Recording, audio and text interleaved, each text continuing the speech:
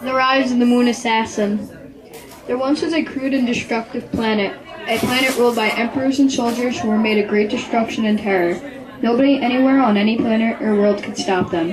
Everybody tried but came out in the end in chains, were locked up, or put to death. That planet was called Zorgon, the most powerful planet in the universe. As the wars went on and the challenges for the young gladiators became tougher, stronger, and more difficult, they came to realize there was no way to stop them. Everyone said that, except for one warrior named Coronel.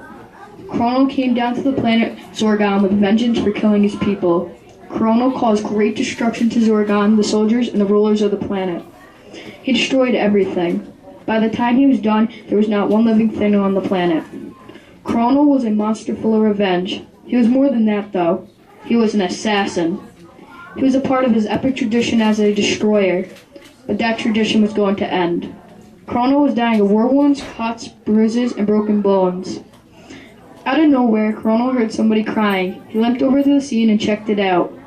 There he found a baby, brand new and untouched, simply laying on the ground. He was astonished. Dying and unable to stand any longer, Coronel fell to the ground.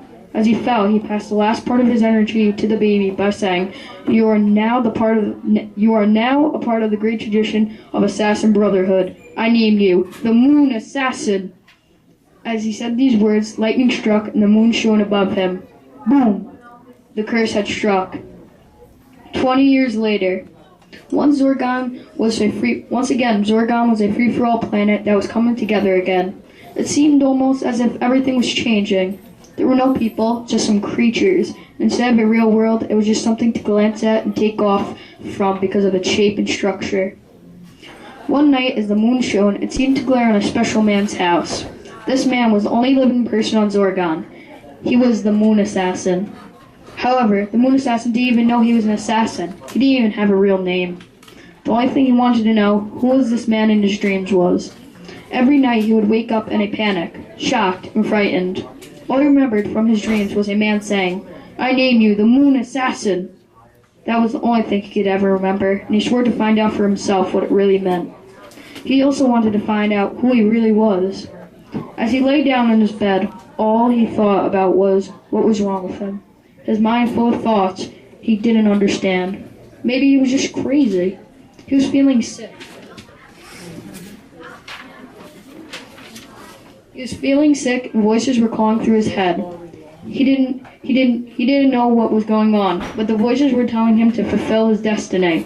What was his destiny, he thought? Was he psycho?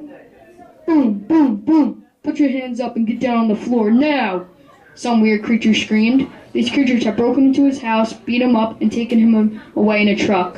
The Moon Assassin didn't know what was going on. Was this a dream? The villains were indestructible. There was no getting out of this one.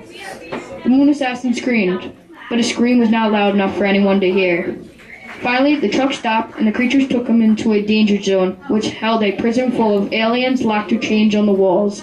The aliens were screaming so loudly that the Moon Assassin couldn't think at all. It was pure chaos.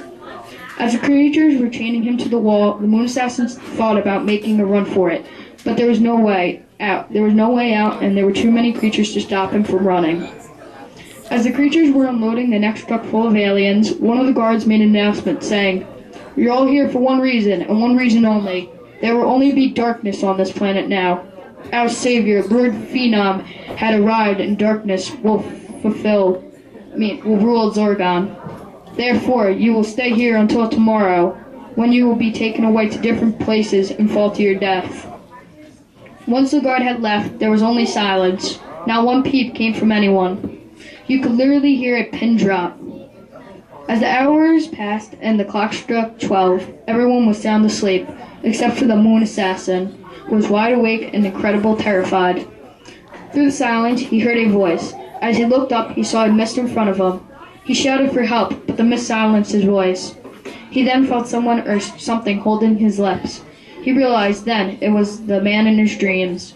He tried to talk to him, but the man hushed him and said, "I'm your father. I picked you up nearly 20 years ago and gave you powers of which you could never imagine. I blessed you with a curse so that if someday darkness returned to this world, you could stop them. I named you the Moon Assassin, the most unique name possible and the most vibrant name. It is time, son." for you to fulfill your destiny. You must destroy Phenom and bring peace once more to this world." "Wait!" the moon assassin shouted, but the mist vanished without another word. All of a sudden, bam! A suit, sort of like a costume, was on his body. The suit was white and black with a hood over to cover his face in order to keep his identity a secret. It also had a super amazing weapons on it.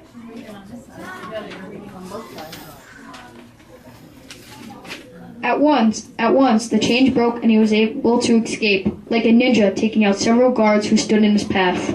The moon assassin was a spook who you would never want to run into.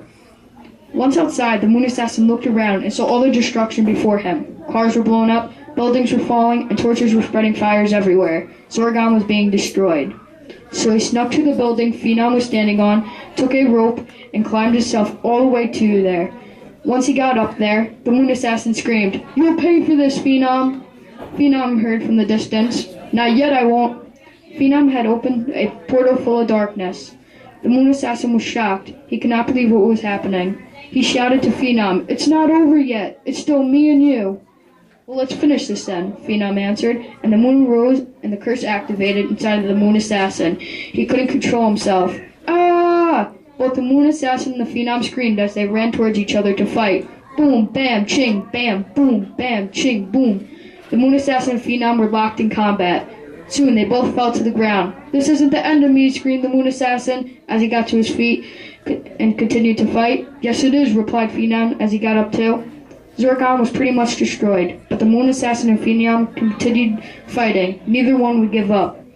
As they kept demolishing each other, the tower they had been battling on started to fall. They both leaped up with all the force and power that they had and continued bashing each other. Boom! Zorgon was destroyed. All the power the moon assassin and Phenom had was too much to keep Zorgon standing. They both used every last bit of energy source that they had to annihilate the other. But in the end, it was a draw. Their combined power was just too much for Zorgon. Phenom got what he wanted, a destroyed planet. The moon assassin got nothing but shed tears. Now, they are both together again, reunited in heaven. The moon assassin couldn't wish for better. He got to see his father and start a whole new life. Chrono was very proud of his son. Although he may not have saved the planet, he fulfilled his destiny and showed the confidence it takes to be an assassin. Very good, buddy. Every time you see a full moon, remember the moon assassin and Chrono are looking out for you. Very good.